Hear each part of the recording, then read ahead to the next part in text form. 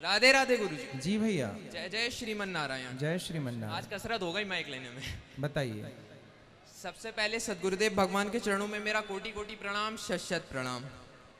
गुरुदेव, मैं आपसे विनम्रता पूर्वक 3 प्रश्नों के उत्तर चाहूंगा और मुझे विश्वास है कि आप मुझे उनके उत्तर से जरूर संतुष्ट करेंगे। जी गुरुजी, मेरा पहला प्रश्न ये है। बेटा बैठ जाओ, आगे पीछे के लोग भैया जितने बैठ लोग जाइए। हैं आप खड़े रहो एक जगह। बताओ। गुरुजी, मेरा पहला प्रश्न ये है कि जैसे आप कथा सुनाते हो तो कथा में आपकी हर बात साइंस से रिलेट होती है और जो कि बिल्कुल सही रिलेट होती है। जाके बहुत सी चीज़ें साइंस ने आज अचीव करी हैं। हमारा सनातन धर्म 5000 साल पहले, 7000 साल पहले ऑलरेडी अचीव कर चुका है। लेकिन अब आज का साइंस, बिकॉज मैं भी साइंस का ही स्टूडेंट हूँ, तो मैं इसलिए ये पूछना चाहूँगा, जैसे क्या है टाइम ट्रैवल एक बात है।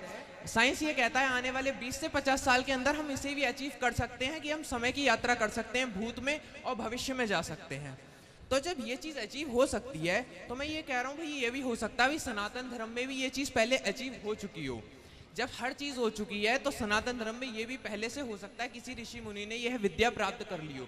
तो मैं यही आपसे पूछना चाहता हूँ, क्या सनातन धर्म में कोई, देखिए भगवान का उदाहरण मत दीजिएगा क्योंकि भगवान तो सर्व सामर्थ्य है, कर्तुम अकर्तुम अन्यथा कर्तुम सर्व सामर्थ्य। इसलिए कोई ऋषि मुनि या सिद्धि प्राप्त व्यक्ति ऐसा हो जिसने समय यात्रा की हो, टाइम ट्रैवल किया हो, तो उसका उदाहरण मैं गुरुजी आपके श्रीमुख से जानना चाहूंगा। आपने आद्य शंकराचार्य जी का नाम सुना होगा। जी बिल्कुल सुना है। आद्य शंकराचार्य जी ने, उनसे भारती ने एक सवाल किया जहां उनका शास्त्रार्थ हुआ। जिन राजा से उनका शास्त्रार्थ हुआ उनका नाम था मंडन मिश्र। मंडन मिश्र की पत्नी थी मैया भारती। उनसे शास्त्रार्थ हुआ तो मंडन मिश्र हार गए शास्त्रार्थ में। फिर उनकी पत्नी ने मोर्चा संभाला कि मेरे से करो, तो उन्होंने कुछ ऐसे गुप्त सवाल कर लिए जो पति पत्नी के होते। गंभीर प्रश्न करे थे। जी गंभीर मतलब शास्त्र के नहीं थे वो। जी। वो एक पति पत्नी के संबंध के प्रश्न थे और वो सन्यासी थे आद्य शंकराचार्य जी। तो आद्य सन्यासी आदमी स्त्री और पुरुष के बीच में जो संबंध वो क्या जाने। सही बात। तो उन्होंने कहा कि मैं इस प्रश्न का उत्तर चाहती हूं आपसे। तो उन्होंने कहा कि मुझे समय दो कुछ महीनों का। तो उन्होंने अपने शरीर को छोड़ा। अब देखिए जो आज साइंस नहीं कर पा रही है, नहीं कर पा रही, बिल्कुल और ना कर पाएगी। जी। उन्होंने अपने शरीर को छोड़ा और अपने शिष्यों से कहा कि मेरे शरीर को संभाल के रखना। एक राजा की मृत्यु हो गई थी वहां पर। उस राजा के शरीर में उन्होंने अपने प्राणों को निकाल कर मरे राजा को जीवित किया। बिल्कुल ये पूरा है।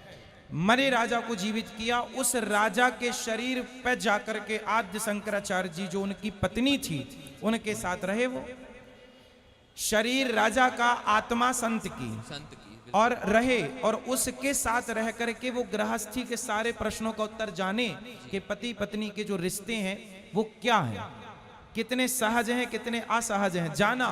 और जब पूरा कार्य पूरा हो गया तो वापस उस राजा के शरीर को छोड़कर पुनः अपने शरीर में आकर और महीनों बाद बॉडी जस की तस प्रवेश करते हैं और जाकर के भारती को पराजित करते हैं। तो जब ये पॉसिबल है तो आप कहते हैं भूत भविष्य वर्तमान की बात।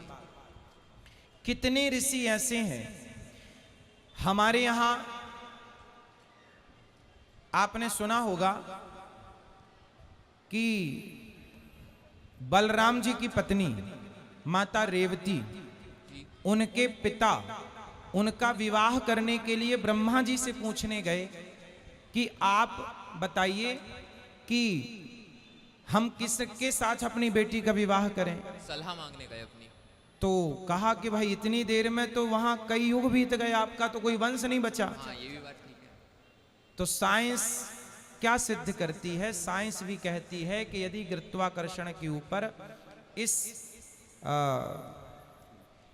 पूरे ब्रह्मांड के ऊपर यदि कोई उस जगह पर जाए तो वहां पर उम्र आपकी जस की तस रहेगी, आपका घंटा भर बीतेगा और यहाँ उस समय पे बहुत लंबा टाइम पीरियड बीत चुका होगा। ये साइंस प्रूव करती है। ये सारी चीजें सिद्ध हो चुकी हैं हमारे यहाँ। तो आद्य शंकराचार्य जी का शरीर छोड़ना और दूसरे शरीर में प्रवेश करना, क्या ये कम है? भूत भविष्य वर्तमान की बातें हमारे सारे ऋषि जानते थे। वशिष्ठ जी जानते थे।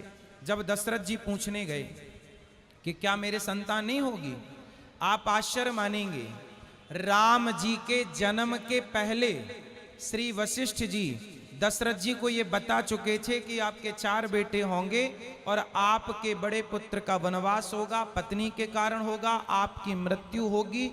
सब कुछ बता दिया था राम जी के जन्म के पहले। राम जी के जन्म के पहले वाल्मीकि जी ने रामायण लिखकर तैयार कर दी थी, पहले तैयार कर दी थी। तो ये सारी चीजें पर्याप्त हैं। बहुत सारे हमारे ऋषि तो विमान का आविष्कार करते थे। कर्दम ऋषि ने कामक विमान बनाया और बहुत सारे ऋषि। जब मैं किन किन ऋषियों का बताऊं आपको। मुझे अच्छा उदाहरण मिल गया कि कोई भी मेरे से पूछे आगे चल के टाइम ट्रैवल, तो सनातन धर्म में भी इसका एक उदाहरण है। हाँ, ऑलरेडी है। ठीक है गुरुजी, मेरा दूसरा प्रश्न आपसे यह रहेगा कि जैसे हो सकता है आपके साथ भी ये घटना घटी हो, ये नॉर्मल सी घटना है, लेकिन इस पे कोई क्या कहते हैं ध्यान नहीं देता है। ध्यान क्या नहीं देता है? जैसे मान लीजिए रात को आपको या मेरे को स्वप्न आया, उसे हम भूल गए, फिर अगले दिन भूल गए, उठे तो भूल गए, कोई बात नहीं। आज से 10 दिन बाद, 20 दिन बाद, महीने साल भर बाद एकदम वो घटना हमारे सामने प्रत्यक्ष रूप में घटी और हमें याद आया ये तो हम पहले ही स्वप्न में देख चुके हैं। ये एक नॉर्मल सी बात है, लेकिन इस पे आदमी थोड़ा ध्यान नहीं देता है। तो एक तरह से क्या मैं ये मानूं, सामान्य मानव में भी ये शक्ति है कि वो भविष्य पहले ही अपना देख सकता है, बाय मिस्टेक ही देख ले, क्या देख सकता है? लंका में एक महिला थी जिसने देख लिया था। हनुमान जी लंका जलाए नहीं थे और त्रिजटा ने सपना देख लिया कि सपने बानर लंका जारी, जातु धान सेना सब मारी, और उसका सपना 4 दिन में सत्य हो गया। तो सपना जो देखा सत्य हो गया। तो ये सब पहले हो चुका। सुंदरकांड में चर्चा है। एक तरह से हम भविष्य देख भी पा रहे हैं। बिल्कुल। कई 100 में से 95-5% लोग ऐसे हैं जो सत्य सपना देखते हैं। और आपको मैं बता दूं, सपने लगभग सत्य ही होते हैं।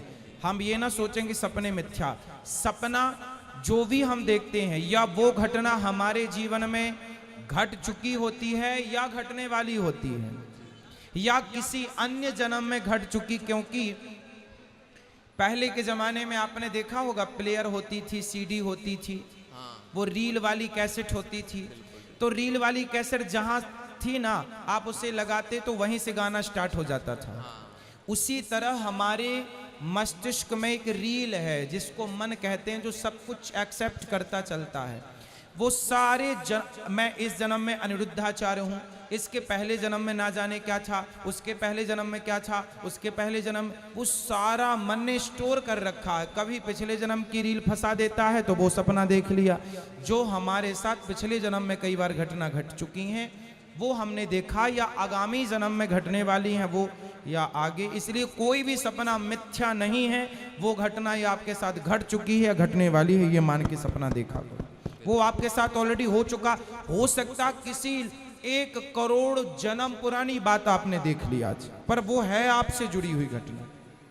इस तरह तो इस प्रश्न का उत्तर देने के लिए आपका बहुत बहुत धन्यवाद। और दोनों प्रश्नों के उत्तर से मैं संतुष्ट हुआ हूँ। तीसरा प्रश्न गुरुदेव भगवान मेरा ये रहेगा, श्रीमद् भगवत गीता के 11वें अध्याय में भगवान श्री कृष्ण अपना विराट स्वरूप अर्जुन को दिखाते हुए यह कहते हैं कि ये इतना दुर्लभ स्वरूप है, देवी देवता तरसते हैं इसके लिए, बल्कि हर कोई तरसता है स्वरूप के लिए, और ये किसी को दर्शन प्राप्त नहीं होता है। अर्जुन तुम बहुत परम सौभाग्यशाली हो जो मैं तुम्हें ये दर्शन दे रहा हूँ। तो जब बात ये आती है कि इतना ही दुर्लभ स्वरूप है, तो पुस्तकों में इतनी आसानी से हमें कैसे स्वरूप का दर्शन हो पाया, और कहां से ये चित्र लिया गया जो भगवान का इतना सुंदर स्वरूप का हम दर्शन आज भी कर पाते हैं? भगवान ही एक रूप में प्रकट भय वेद व्यास जी। भगवान के स्वरूप को भगवान ही बता सकते हैं, क्योंकि सोई जाने जेहि देहु जनाई, जानत तुम्हें हुई जाई। तो भगवान के स्वरूप को व्यक्त करने के लिए भगवान को व्यास जी के अवतार में आना पड़ा, और उन्होंने अपने अवतार के बारे में बताया, क्योंकि सामान्य इंसान की तो ताकत थी नहीं। इसलिए वेद व्यास जी भगवान के 17वें अवतार हैं। तो भगवान ही आए इस तरह से उन्होंने हम सामान्य मनुष्यों को भी दर्शन कराया। बिल्कुल। अच्छा गुरुजी, 6 पंक्तियां आपके समक्ष मैं अपने प्रस्तुत करना चाहूंगा, जो मैंने खुद लिखी हैं, आप ही के लिए लिखी हैं, आप ही की प्रेरणा से लिखी होंगी। श्री कृष्ण के पौत्र का है यह निराला नाम अद्भुत, इस निराले नाम वाले ने किया ये काम अद्भुत, धाम अद्भुत, काम अद्भुत, भोजन का इंतजाम अद्भुत, कर्म अद्भुत, धर्म अद्भुत, स्वभाव इतना नर्म उद्भुत अद्भुत।